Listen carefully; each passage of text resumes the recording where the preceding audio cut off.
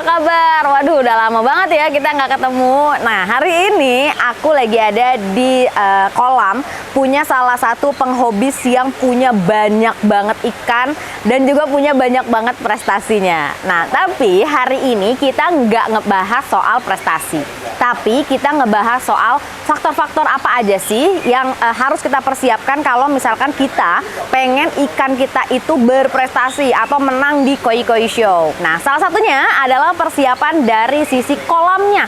Nah, kolam ini bukan sembarang kolam nih sahabat Koispedia. Soalnya di sini tuh akan ada beberapa faktor-faktor pendukung. Jadi yang pertama misalkan ada filternya, kemudian juga ada pakannya, kemudian juga ada kualitas air dan lain sebagainya.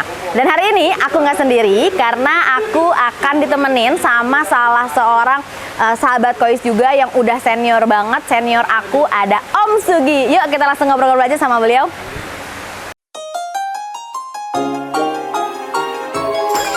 Di sini yang awam jadi paham, semua bisa main koi.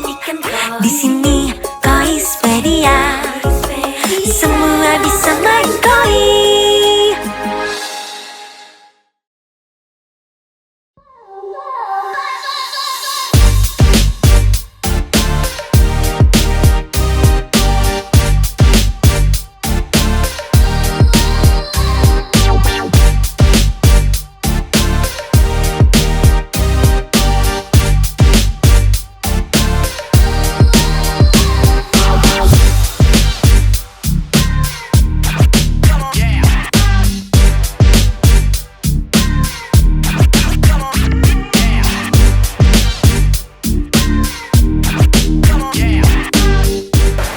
Sahabat Koispedia, salah satu faktor yang harus diperhatikan kalau misalkan teman-teman ingin memelihara ikan koi yang kualitasnya baik, apalagi kualitas show, adalah memperhatikan kualitas air.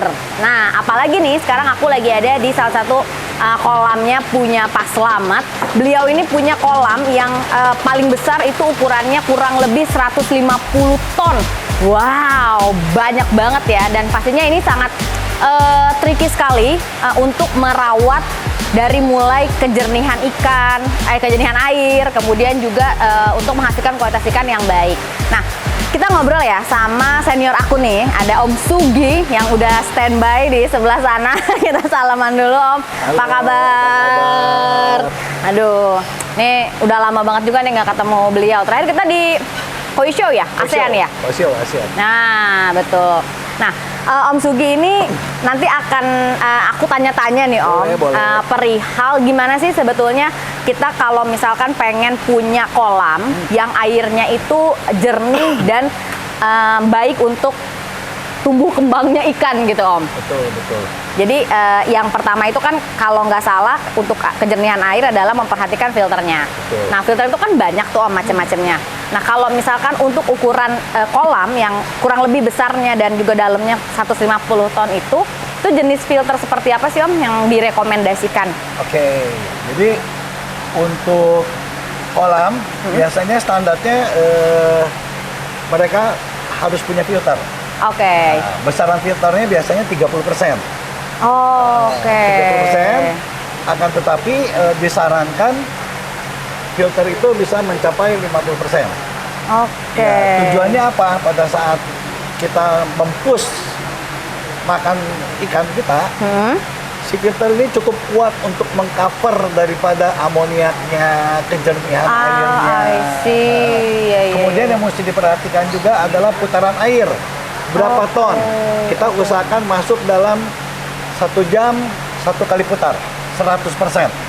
Oke, berarti misalkan 150 ton dalam 1 jam itu si filter itu harus memutar ikan, memutar air 1 jam. 1 jam. Oh, wow. Kemudian kemudian kita harus perhatikan juga isi medianya.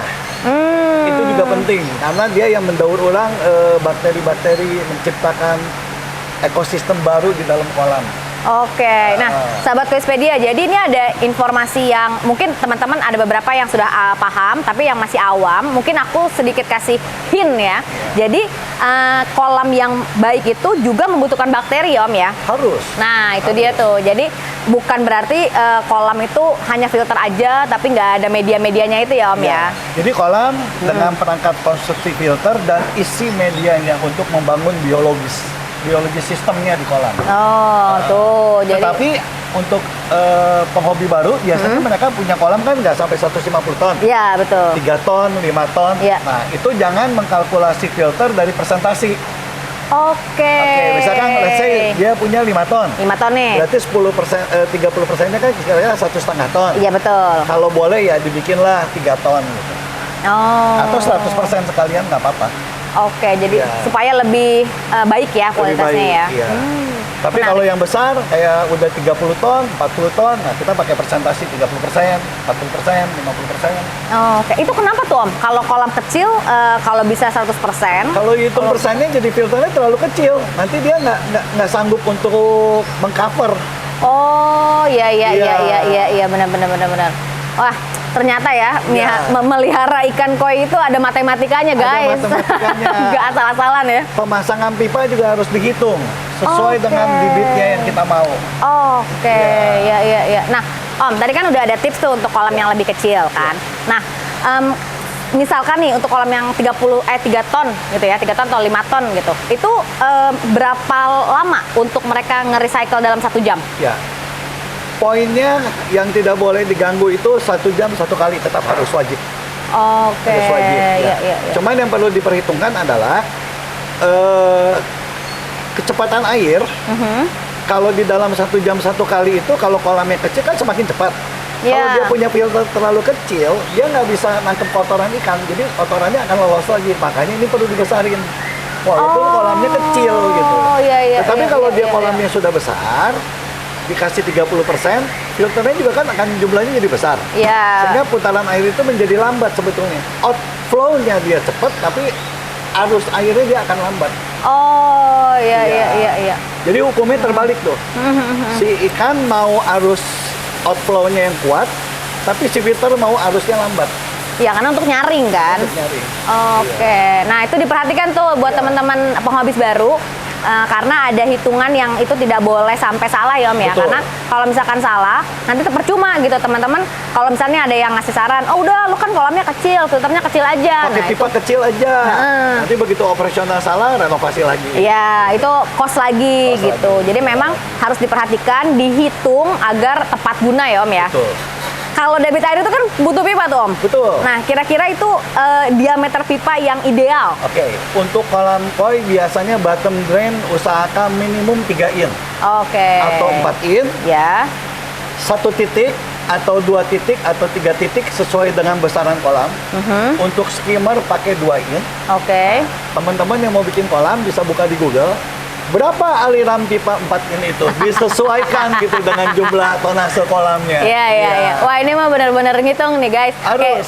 Kayaknya kalian kalau misalkan emang nggak begitu paham hitung-hitungan arsitek kali itu ya, hitung-hitungan Call me, sipil call me, ya. call me. Nih, langsung telepon Om Sugi aja nih. Iya. Itu bisa langsung Tapi dihitungin. enggak, itu kenyataannya gitu. Ya. Ada orang hobis, dia bikin kolam 10 ton. Ya. Dia sudah pakai pipa 3 in, dia sudah pakai 2 in, flow-nya sudah baik. Rencana dia piara cuma 10-15 ekor. Nah, setelah dia mengenal koi, dia main ke show, dia lihat ke teman-teman penghobi, ikannya besar. Ya.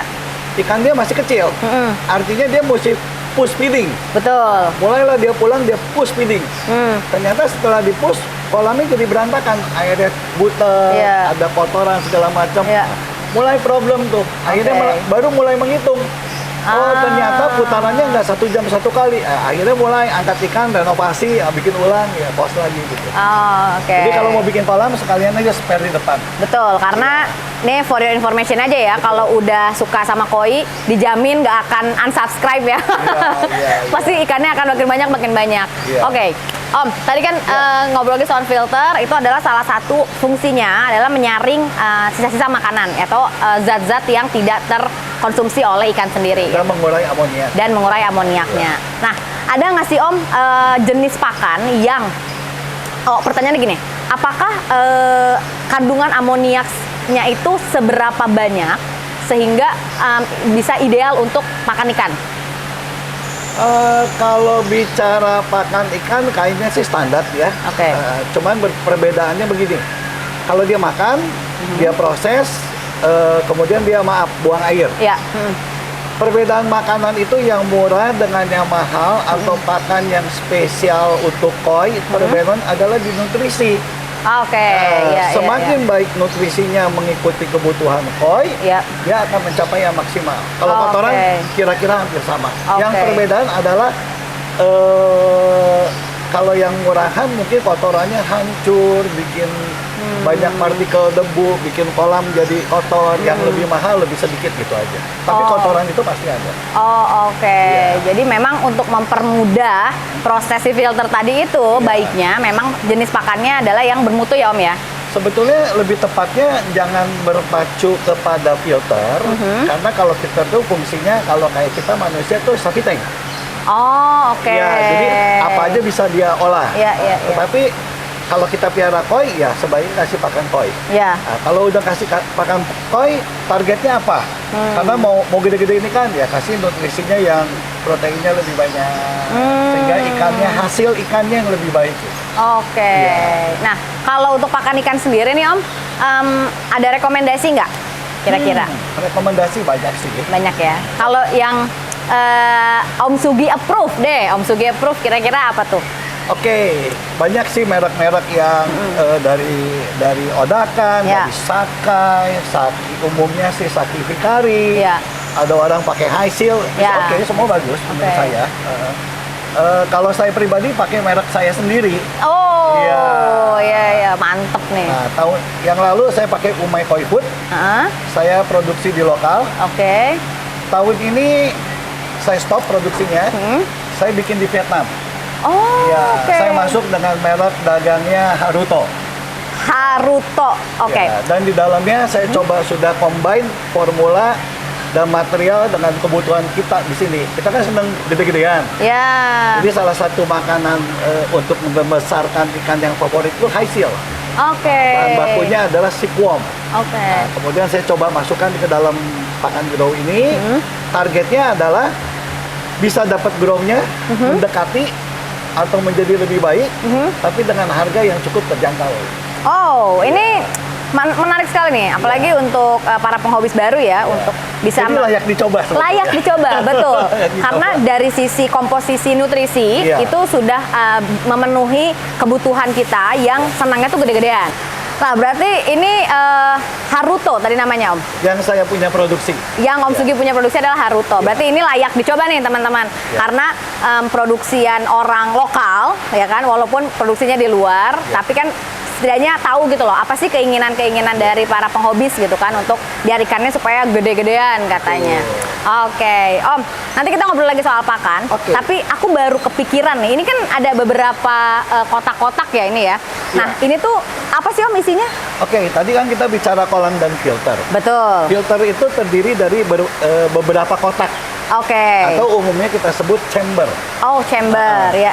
Kemudian modelnya itu macam-macam. Oh. Ada yang era yang pertama dulu cuman kotak. Ya. Kemudian ada modifikasi, ada vortex. Oke. Nah, kebetulan kolam ini pakai vortex nih. Oke. Jadi vortex itu bentuknya bulat, Ya. aliran air dari kolam ini dipusatkan di vortex, diputar.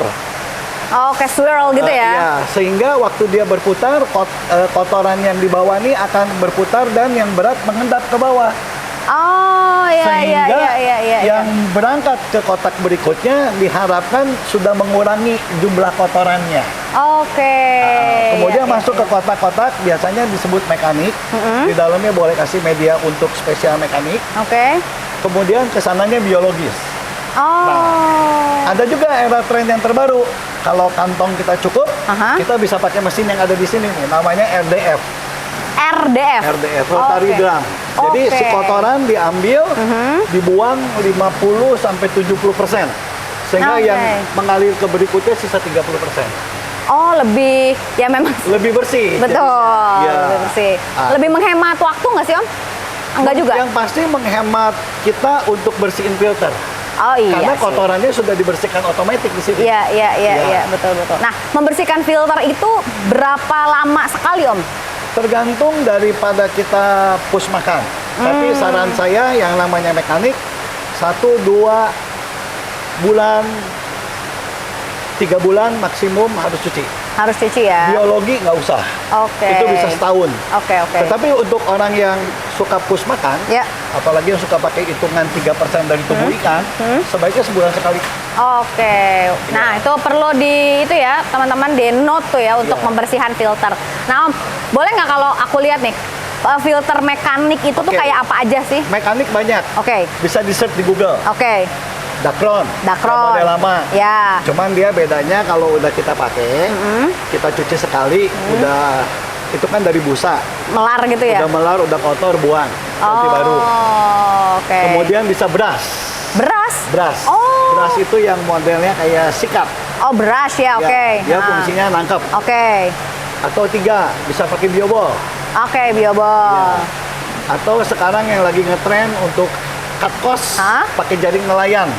Oh, fishnet yang Iya. kecil-kecil itu. Kalau dulu itu pengganti ijuk. Nah, sekarang jaring nelayan gitu, dimasukin di dalam satu tempat, jaring yang dibikin Ya. kotak, seperti bikin bantal, masukin, nah itu bisa dipakai. Oke. Ijuk udah nggak dipakai lagi, Om, Ijuk nggak sekarang? dipakai lagi. Oke. Tapi note dari saya, kalau tidak rajin, Ya. sebaiknya jangan pakai ini, yang jaring nelayan. Iya. Tapi kalau mau cut cost, rajin bersihin, ya oke, pakai nggak apa-apa. nggak apa-apa ya, oke. Kemudian biobol Biobol. yang seperti rambutan, Ya. itu bisa dipakai untuk mekanik dan biologi. Biologi. Oh, oke. Jet mat, Jet mat. Oh, oke, mat ya, oke. Ya, bisa pakai itu. Kemudian ada lagi yang sekarang super bio, kristal bio yang mengandung mineral, itu juga bisa pakai. Oke. Sampai ke batu gombong. Kalau orang Blitar nih pakai batu gombong, batu gombong. juga bisa pakai. Satu permukaan yang kasar itu bisa dipakai untuk filter. Oh, ya. Nih buat teman-teman yang masih penghobis baru, Ya. nih banyak banget nih informasi dan pilihannya tergantung sama koceknya kalian lah. Ya, Pasnya yang tetapi mana? nanti ada pertanyaan gini, sebaiknya saya pakai yang mana? Ya, betul. Sebaiknya pakai yang umum. Oh, yang umum itu adalah? Met, Oke. biobol. Ya, kalau kocek cukup tambahin kristal bio, super Oke. bio, masukin di sana. Oke. Tetap pada standarnya ya, guys ya. Nah, Om, tadi kan sempat ada pemisahnya ya, ada Ya. vortex, kemudian ada mekanis, ada biologis Ya. gitu. Nah, kalau misalkan ukuran kolam umum lah ya, kita bicaranya kolam umum teman-teman gitu. Itu biasanya ada berapa chamber, Om, normalnya? Biasanya mereka ada, kalau misalkan panjang kolam 4 meter, Oke. dia bisa ada 4 atau 5 chamber. Oke. Nah, umumnya 1 dipakai mekanik, Oke. 3 dipakai biologis, Oke. 1 dipakai air bersih. Oke. Tapi kalau ada teman-teman yang bikin kolam model 7 meter kali Ya. 2 umpamanya, dia chambernya lebih banyak, dia Ya. mau pakai mekaniknya 2 kotak, ya Ya. nggak apa-apa juga. Oke. Iya. Pokoknya porsi filter mekanik itu lebih sedikit dibandingkan biologis. Betul. Oh, gitu tuh teman-teman. Jadi biologis lebih banyak. biologis lebih banyak ya. Kenapa ya, Om? Karena dia mesti ngurai kan. Oh, oke. Kalau mekanik itu kan cuma nangkep kotorannya Ya. 1 kali, Ya. itu gitu dilepasin ke sana. Oh, kerja beratnya ada di biologis Ada di ya? biologi. Oh, Di mekanik kerja berat nangkep kotoran, ya. di biologis ini kerja berat Mengurai. untuk mendaur ulang, mengurai. Oh, I see. Ya. Nah, Sama penting. sama penting ya, Om ya. Dan urutannya jangan sampai salah nih teman-teman. Tadi vortex ya, Om ya, kalau Betul. kolamnya besar ya. Tapi kalau misalkan kolamnya normal teman-teman gitu kan Langsung di rumah, aja, langsung aja ke mekanik, Iya. terus masuk biologis. Dan air bersih mungkin ya, Om, Air yang di bersih. ujungnya. Oke, wah. Iya. Ini Kemudian Semut- baru variasi di ujungnya. oh, ada variasi, Om. Ya, Oh. mau langsung air bersih ke kolam dibentuk arus boleh, Oke. dibentuk melimpah biasa boleh, Oke. mau naik ada waterfall juga boleh. Oh, Gitu, oke. Nah, terakhirnya. variasi ini berpengaruh nggak, Om, terhadap Pasti kejernihan? ada pengaruhnya, Oke. pasti. Kalau yang Terhadap kejernihan tidak ada, Oke. tetapi kepada kadar oksigen. Oh, pada kadar oksigen justru ya. Oke. Yang paling tinggi model variasinya apa, Om, oksigennya? Ya, yang paling bagus baki shower, Apa bucket shower? baki shower Oh, bucket shower. atau trickle orang bilangnya. Oh, oke. Nah, Jadi, ya, Om. ya, jadi airnya diangkat ke atas, dijatuhin, ditumpahin, ditabrakin ke media, dia turun. Nah, di sini nih dia ngurai. mengoksidasi kandungan Iya, iya, yang iya. di dalam air. Mineral apa segala Mineral macam apa, gitu iya. ya Om ya. Wow, aku baru tahu banget loh ini sahabat Kois bahwa membuat kolam itu sangat matematis, sangat fisikal banget dan nggak bisa sembarangan. Kalau misalkan teman-teman mau bikin kolam tuh udahlah ke tukang taman aja gitu. Nah itu hati-hati tuh karena bisa jadi nggak semua ya, tapi bisa jadi mungkin pengetahuan terhadap hitung-hitungan itu belum dalam ya Om Nah, ya. saya ralat sedikit. Sebetulnya tukang taman tidak apa-apa, Oke. hanya beda desain. Oh. Kalau tukang taman itu kan biasanya taman, Ya. ada kolam, dan kita taruh ikan koki, Ya. ikan oke. kolam penghias, Oke. ataupun dia taruh koi, tetapi tidak dalam porsi push feeding, asal ada gitu. Oke. Sehingga pada dia masuk pelihara koi, ini akan jadi problem. Ya, Jadi ya, kalau ya, mau pakai ya, tukang ya. taman boleh nggak? Boleh. Request owner, pipanya minta dibesarin. Oh, ada pilihan lebih ekonomis lagi tuh guys. Betul, betul, betul. Berarti bisa ya Om ya? Bisa, Oke, bisa. karena selama ini kan ada beberapa yang bilang kalau bisa jangan ke tukang taman gitu karena nggak paham bentukannya Karena gitu. ada tukang taman yang suruh ganti pipa karena dia nggak biasa ngerjain, dia juga jadi bingung nih. Oh, oke, I see, Itu I sih see. kata Iya, kuncinya. Iya. Oke, wow. Nice banget nih hari ini pengetahuan paling basic untuk membuat kolam.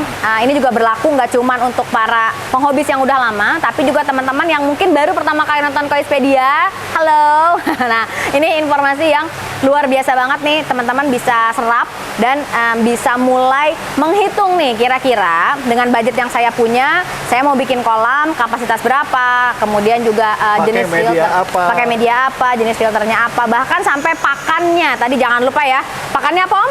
Haruto. Haruto.